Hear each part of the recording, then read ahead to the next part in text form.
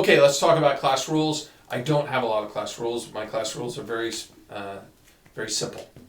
Respect. It's number one. I expect me to respect you. I expect you to respect everybody else in class. Now, what does that mean? We respect each other's personal space, items, property, ideas, and mistakes. Okay? You don't come in and touch anybody's stuff. Number one, with COVID-19, that's uncool. But outside of that, I don't want anybody getting anybody's bags, purses, book bags, anything. No one should touch anything of anybody else's. I don't care how good of friends you are. In my classroom, your desk is your vault. Nobody should touch your stuff when you set it on your desk. Okay? Mine is too. I get bipolar upset at people touching my stuff. And I don't mean my stuff. I mean really almost anything. My desk, my keyboard, my mouse, that stuff goes without saying. But there are parts and stuff around the room that you may not have learned yet how to properly handle. And you just grabbing them because it looks cool could ruin it. And I've had that happen multiple times in the class. And that's why it sounds like I'm spending more time talking about don't touch stuff until I tell you to touch stuff, because I've had so much stuff ruined. Okay? Okay, anyways, we respect each other's personal space, properties, and ideas. Don't touch things that are not yours unless you have permission. If you have a friend sitting next to you and he's got something new phone, and you want to take a look at it before class starts, as long as he says so, that's fine. I just don't want you to touch each other's stuff without permission. As far as respecting the school, we're going to respect other classes, teachers, and our facilities. I don't expect anyone that's in any of my classes to be destructive in any way of this school district. We are really, really lucky with what we have. Yes, there are more affluent school districts that have more money, that have more businesses, have more donations. Sure, we have a really nice school for where we are in Preble County, Ohio. In my opinion, we have the nicest school in this county, and I'm not talking about newness of the building. I mean about the teachers, I mean about the staff, I mean about the students, I mean about everything that we have here. We have a great school, so I want you to respect those facilities. What you do at home is what you do at home, but here at school I really expect you to respect each other and try to apply that E plus R equal O and take control. Okay, class rules. Water is only okay if we're not doing PC work. If we're doing a research project and you want to have a water bottle right here, I am okay with that. It's also important to me that you understand what happens if you spill water into a laptop. If you spill water into a laptop, turn it over, upside down, lay it on the desk, unplug it, and pull the battery out immediately. You probably haven't heard anything. What happens with laptops is that people spill it on the keyboard and then keep on chugging. They'll take a paper towel and think, I've got it off the top of the keys. It will slowly, first of all, you can't get it out from underneath the keys like that. It will slowly seep through the keyboard to the motherboard and destroy it. But if, when you spill on a laptop, you just flip it upside down on its keyboard. I mean open, I'll flip it upside down, I'll unplug it, take out the battery. Yes, I have to leave it sitting for a couple days. Yep. If that happens in the class, I'll give you a spare. And 2 days later, we'll pull your laptop out of the closet and Jim Danny, it'll work just fine. So, water's okay if we're not doing internal PC work. If we're tearing apart PCs, no fluids, no drinks, no nothing in the class. Make sure you clean your area and clear your area whenever you leave. If you spilled water on the desk, I expect you to get a paper towel to clear off the water. Cleanup always begins at least 5 minutes before the end of the class, and I expect you guys to help you watch the clock.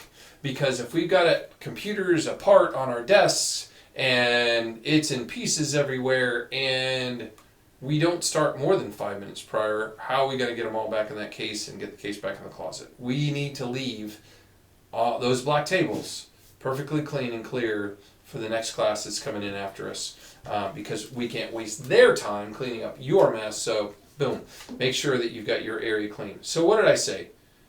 Respect each other, and I'll do the same. Keep your area clean when you leave, and make sure you clean up ahead of time.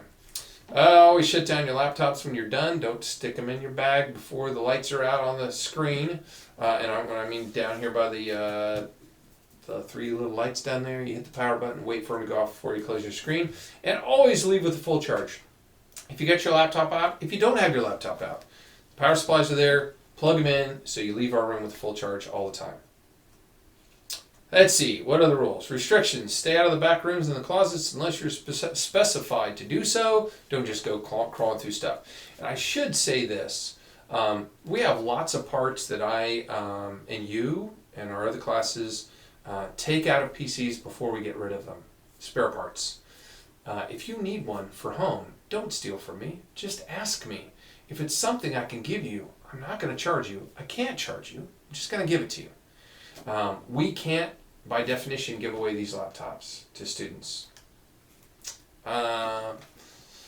With the hard drives in them or anything that we paid for, we can't give them away. We got the laptops for free, but we paid for the hard drives, we paid for the memory, we paid for the operating system, we paid for the cases. Laptop itself, you could probably buy one for a couple $100 on eBay. So, if you need something, ask, don't just take. Don't touch parts that are out, already said this, unless or until I've said, hey, pick up that power supply on your desk, take a look at this. Wait until you're told to touch them. Stay out from behind my desk and out of my chair. It's bold, it's big, because it's important to me. Okay, please don't get me upset with that one, because I will be upset with that one. As far as computer rules, no games, music during independent work time only, and only use a site that you have a playlist for. I don't want you sitting there on YouTube trying to find songs for 2 hours, okay? If it's a YouTube playlist, you hit play and you minimize it, I don't care.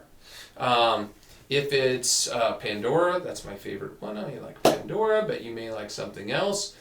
It does not bother me if you put your headphones in your ear and you're doing a research project today, tomorrow, and the next day. If you listen to music, I personally work better listening to music, and I'm not going to restrict you from doing so unless the school says so, and then we have to follow whatever the school rules are. Cell phone policy, don't make me see it. I'll take it. No cell phones. Once the bell rings, I should never see your cell phone. If, because we have plugs in this classroom that we don't in other rooms. If you say, Mr. Poole, can I plug in my charger and stick my cell phone in the slot underneath the desk, because there's a slot underneath the desk, you'll see. If you ask me, I will probably say yes. I don't want to see it out during class. I never want to look down and see you having a cell phone. If you do it once, then you'll have to give me your cell phone at the beginning of every single class, and I don't want to take your cell phone at the beginning of every class. Enough said on that. School cell phone policy we're sticking with. Let's see. Oh yeah, last thing administratively. If we have a fire, we're going to go to the nearest open exit, which is usually the band stairs out my door and to the left, down the stairs, and outside to the bus drop-off area. We'll line up there and take attendance. Look for me once we get out there so we get all lined up. If it's tornado, oh, by the way, if that exit is barred, you can't go down it. We'll go the other way, go down the main stairs and go out front, whichever one's closest, okay? If you go down there and it's blocked, because we've had that happen on an exercise before, just turn right back around and plan on being at the front of the building instead of the back of the building, okay? Tornado, down the stairs to the steel band room is where that we are going. And the last thing I don't have any words on because it's active shooter. We've been doing active shooter training for a long time. If there's an active shooter call, we will obviously put the boot in, cover the door, turn off the lights, hide from view. If they call and say the active shooter is in the elementary school, then we will be getting out of Dodge. You can plan on us going out to the bus barn if we go that direction, or the toilet trailer, the big covered wagon looking thing that actually, the water processing plant. We'll go up past that, and I mean on the other side of it. I will tell you where we're going to go when we go, and I expect you to go quickly. If there's anyone in our class that's handicapped or disabled in any way, we will get them and take them with us, and I will give you specific instructions on how we're going to do that when that happens. It's something we need to be very cognizant of. If anybody has a broken leg or anything that's going to prevent their ability to move, I will be with whoever's the most restricted on that. And I will tell you where we're going to go and how we're going to go there. But most likely it's going to be like a fire drill that we go all the way out to the bus barn. I don't want you anywhere close to the building if there's an active shooter incident, if we can get out of it. And we'll talk more about that in class, right? So that's it. That's the last administrative thing. If you guys have any questions, again, email me. And Moodle messaging is going to be turned off here for the school year. We might turn it back on if we go through the home thing. Most of you don't know how to use Moodle messaging anyway. So that's it for our introduction to computer hardware. Hopefully you know a little bit more about me, my expectations, and what I hope that we'll get out of the class.